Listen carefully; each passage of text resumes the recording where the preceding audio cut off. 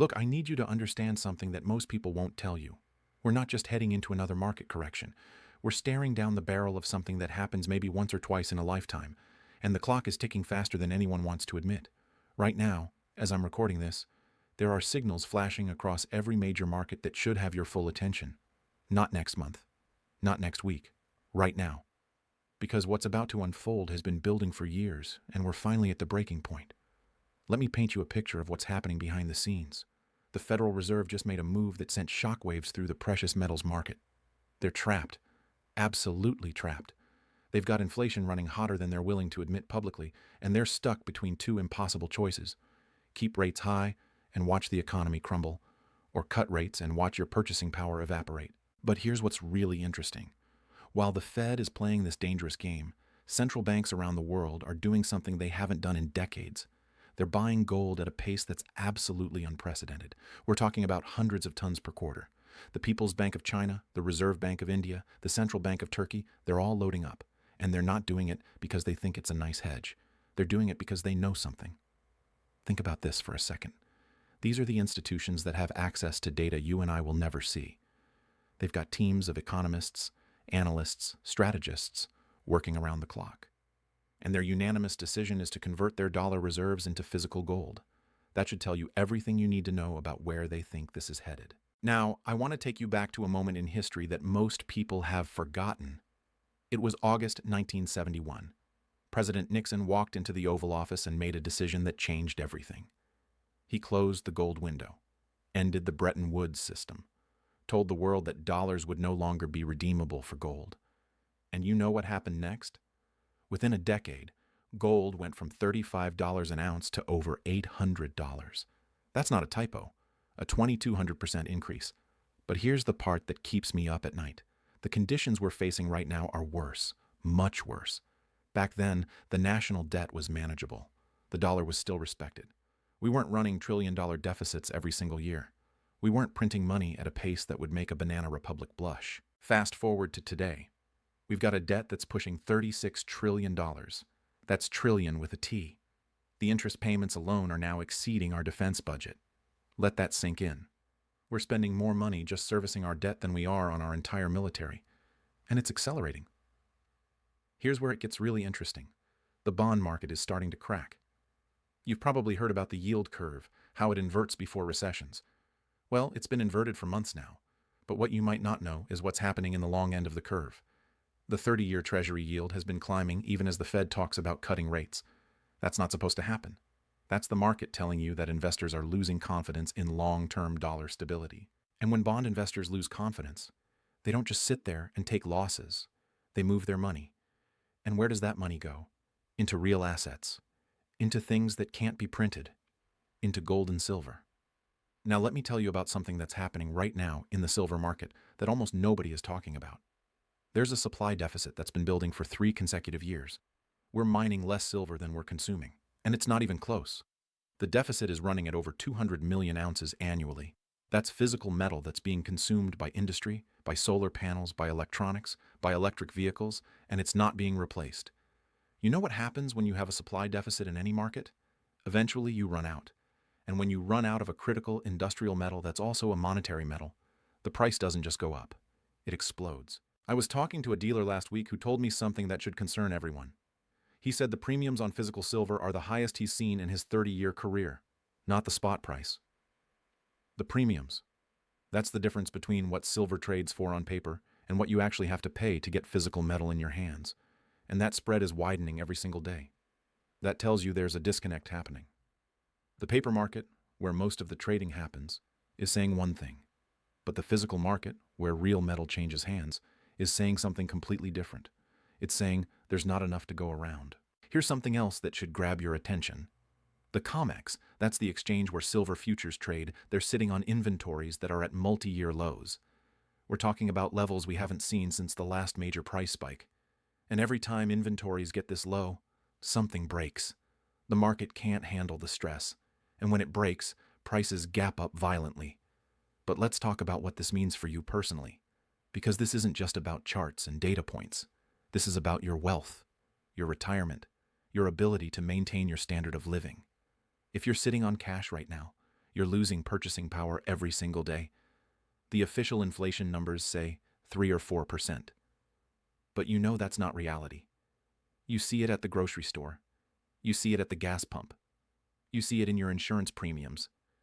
Real inflation is running much higher than what they're telling you. And here's the thing about inflation. It's a hidden tax. It's the government's way of reducing the real value of their debt by destroying the value of your savings. Every dollar you have in the bank is worth less today than it was yesterday, and it'll be worth even less tomorrow. Now, I know what some of you are thinking. You're thinking the stock market will protect you. You've got your 401k, your IRA, maybe some individual stocks. And sure, stocks have been going up. But let me ask you something. Have you looked at what stocks are doing when you measure them in gold instead of dollars? Because that's the real test. That's how you know if you're actually building wealth or just keeping pace with currency debasement. The S&P 500 in gold terms has been going sideways for years. All those gains you think you're making? They're mostly just compensating for the loss of purchasing power in the dollar. You're running on a treadmill, working harder and harder just to stay in the same place. And here's what really concerns me. We're at a point in the market cycle where everything is priced for perfection. Stocks are expensive by almost every historical metric. Bonds are offering negative real yields after inflation. Real estate is stretched in most markets. Where's the safety? Where's the value? That's why smart money is moving into precious metals. Not as a speculation, not as a trade, as insurance, as a way to preserve wealth through what's coming. Let me tell you about something that happened during the last financial crisis. Back in 2008, when everything was falling apart, there was a brief moment where even gold got hit. People were selling everything to raise cash, to meet margin calls. Gold dropped from over $1,000 down to $700 in a matter of weeks. And you know what the smart money did? They backed up the truck. They bought everything they could get their hands on. Because they understood that the response to the crisis, all that money printing, all that quantitative easing, would eventually send gold to new all-time highs. And they were right. Within 3 years, gold was at $1,900. We're facing a similar setup right now. Except this time, the crisis is going to be bigger. The response is going to be more extreme. And the move in precious metals is going to be more dramatic. Here's something you need to understand about how gold and silver move. They don't go up in a straight line. They consolidate for long periods, building energy while everyone loses interest. And then they explode higher in moves that catch everyone off guard. We saw it in the 70s. We saw it in the 2000s. And we're about to see it again. The technical setup right now is absolutely textbook. Gold just broke out to new all-time highs. That's significant because it's happening while the dollar is still relatively strong. Usually gold rallies when the dollar is weak. But this time it's rallying despite dollar strength. That tells you the demand is overwhelming. It tells you this move has legs. Silver is even more interesting. It's been coiling in a massive base pattern for years. Every time it tries to break out, it gets smashed back down. But each time it bounces, the lows get higher. That's called the ascending triangle in technical analysis. And when those patterns finally break out, the moves are explosive. But here's what you really need to understand. This isn't just about making money. This is about not losing everything you've worked for, because what's coming is going to wipe out a lot of wealth. Wealth that people thought was safe. Wealth that people thought was diversified. The pension funds that are underfunded by trillions of dollars. The insurance companies that are loaded up with bonds that are underwater. The banks that are sitting on unrealized losses that dwarf their capital. All of that is going to come to a head. And when it does, the government's response is going to be the same as it always is. Print more money, bail out the system, and destroy the currency in the process. You know what's really telling? The people who are closest to the money, the ones who understand the system best, they're the ones buying gold. Central bankers, hedge fund managers, family offices. They're not buying because they're worried about missing out on gains. They're buying because they're worried about catastrophic losses everywhere else. I want you to think about your retirement for a second. If you've got money in a traditional IRA or 401k, it's probably sitting in a mix of stocks and bonds. And right now, both of those asset classes are vulnerable. Stocks are expensive, bonds are paying negative real yields. What happens to your retirement when both of those get hit at the same time? Because that's exactly what happens in a stagflationary environment. Stocks go down because earnings collapse. Bonds go down because inflation expectations rise. And your nest egg gets crushed from both sides. There's a way to protect against that. You can hold physical gold inside a retirement account. It's called a gold IRA.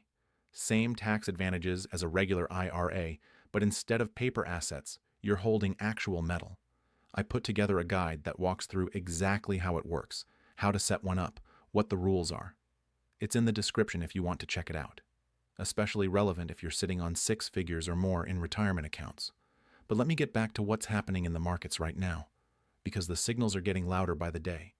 The dollar index has been strong, but that strength is masking some serious problems underneath. When you look at what's happening in currency markets around the world, you see countries actively trying to reduce their dependence on the dollar. The BRICS nations are working on alternative payment systems. Saudi Arabia is accepting yuan for oil. The world is slowly, methodically moving away from dollar dominance. And here's the thing about reserve currency status. It doesn't end gradually. It ends suddenly. One day you're the world's reserve currency, and the next day you're not. And when that happens, all those dollars that are held overseas, all those trillions sitting in foreign central banks and sovereign wealth funds, they come flooding back home. And that creates inflation on a scale that's hard to even comprehend. We're not there yet. But we're closer than most people realize, and the smart money is positioning for it now, before it becomes obvious to everyone else. Let me tell you about what's happening in the mining sector. Gold and silver miners are some of the most hated stocks in the market right now. Nobody wants to own them. They've underperformed for years. But here's what's interesting. Their costs are relatively stable, but the price of what they're producing is going up. That means their profit margins are expanding dramatically. And when gold and silver really start to move, these companies are going to generate cash flow that's almost unimaginable. I'm not saying you should go out and buy a bunch of mining stocks. That's not my point. My point is that even the companies that produce gold and silver are undervalued right now, which tells you that the metals themselves are even more undervalued. Think about this. Gold is at all-time highs in dollar terms, but when you adjust for real inflation, when you look at what gold should be worth based on the money supply, based on debt levels, based on historical ratios, it's not even close to its real all-time high. In inflation-adjusted terms, gold would need to be well over $3,000 an ounce just to match where it was in 1980. And the fundamentals now are far more bullish than they were back then. Silver is even more extreme. In 1980, silver briefly touched $50 an ounce. Adjusted for inflation, that's over $150 in today's money. And silver is trading at what, $30? The upside potential is staggering. But here's what you need to understand. This isn't about trying to time the perfect entry point. This isn't about waiting for a pullback. Because in markets like this, the pullbacks don't come. Or when they do, they're shallow and brief. The market just grinds higher, leaving people on the sidelines waiting for a better price that never materializes. I've seen this movie before. I watched people wait for gold to pull back when it was at $800. They were sure it was too high. They were sure it would come back down. And then it went to $1,900. And they never got their pullback. The same thing is happening right now. People are waiting for a correction. They're waiting for a better entry. And while they're waiting, the market is leaving them behind. Here's something else that's happening that you need to be aware of. The derivatives market for precious metals is absolutely massive. We're talking about hundreds of billions of dollars in paper contracts that represent gold and silver that doesn't actually exist. It's all leverage. It's all speculation. And it's all built on the assumption that nobody will actually demand physical delivery. But what happens when that assumption breaks? What happens when enough people say, I don't want your paper contract, I want the actual metal? That's when you get a short squeeze. That's when prices go parabolic, because there's not enough physical metal to satisfy all those paper claims. We've seen glimpses of this already. Back in 2020, during the pandemic, there were moments where you literally couldn't buy physical silver at any price. The paper price was saying $25, but dealers were out of stock. And when they did have inventory, they were charging $35, $40 an ounce. That's a 50% premium. That's what happens when paper and physical disconnect. And we're seeing signs of that starting to happen again. Premiums are rising. Delivery times are extending. Dealers are having trouble sourcing metal. These are all warning signs that the physical market is getting tight. Now let me talk about what this means for the broader economy. Because precious metals don't exist in a vacuum. They're telling you something about the health of the financial system. When gold is rallying, it's usually because confidence in fiat currency is falling. When silver is rallying, it's usually because industrial demand is strong or investment demand is surging. Right now, we're seeing both metals move together. That's telling you that we've got both monetary concerns and real economy concerns happening simultaneously.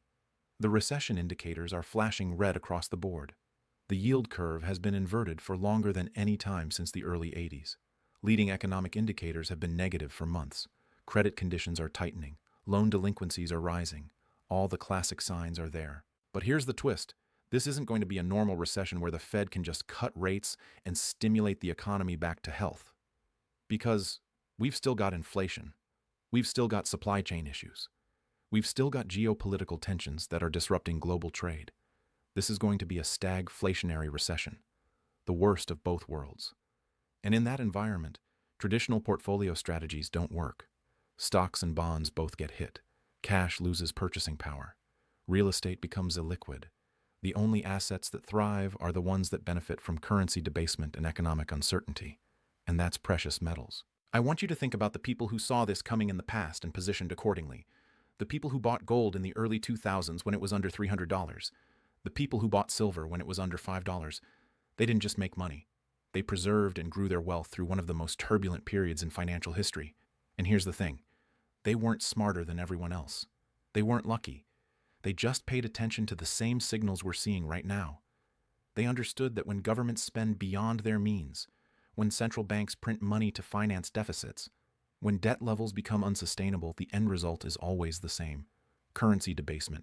And the protection against currency debasement is always the same: hard assets, real money, gold and silver. The window to position for this is closing. Not because the opportunity is going away, but because the price is moving.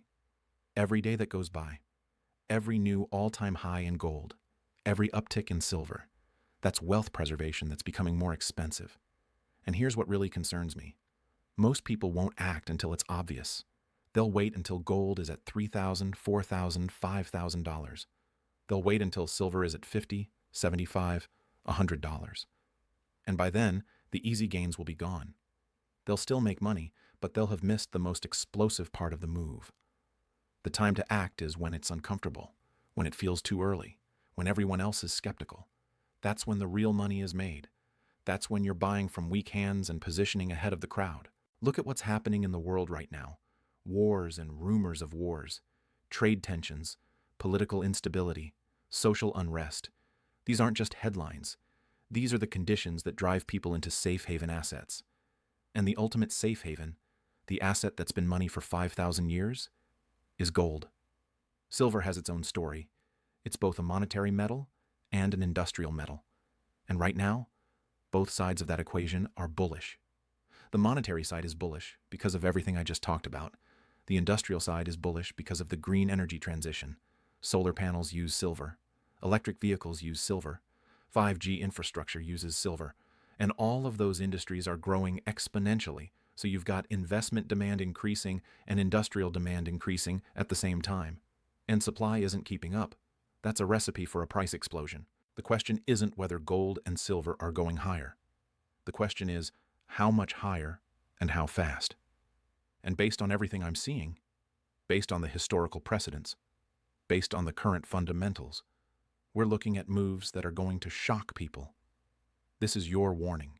This is your chance to position before the crowd figures it out. Because once everyone sees what's happening, once it becomes consensus, the opportunity will be different. You'll still make money, but you won't make the kind of life-changing returns that come from being early. The history books are going to look back at this moment and talk about the people who saw it coming, the people who understood that the financial system was breaking, the people who protected their wealth while everyone else lost theirs. You have the chance to be one of those people. The information is right in front of you. The signals are clear. The only question is whether you're going to act on it.